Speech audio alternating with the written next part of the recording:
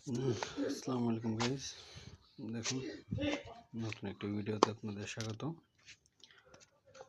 আজকে সুইঝাল গাছ রোপণের জন্য আমরা যে চারাগুলো রেখেছিলাম, যে নতুন চারা তৈরি করেছি একটি পুরান গাছ থেকে, তো সেই চারাগুলো আজকে তুলব।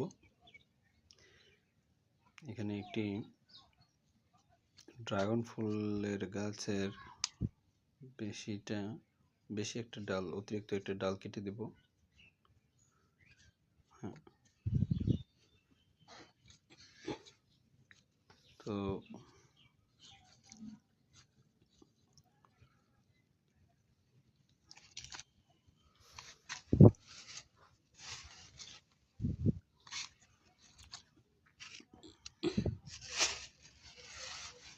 দেখুন চারাগুলো সবগুলোই সতেজ আছে। যেগুলো নতুন ডোকা বা আগা বের হয়েছে সেগুলোই আমি এখন তুলে নিয়ে রোপণ করব। মাত্র দুটি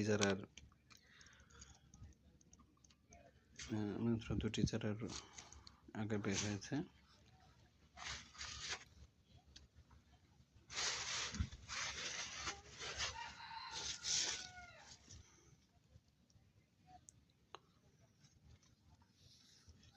আপনারা দেখতে পাচ্ছেন বৃষ্টি হচ্ছে প্রচুর, তবে এই বৃষ্টির মধ্যেই এসব চারাগুলো আসলে রোপণ করা উচিত। এই ঠান্ডার দিনে আপনার চারা মৃত্যুর হার খুবই কম।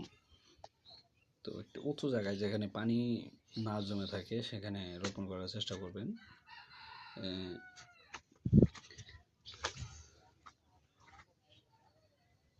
একটি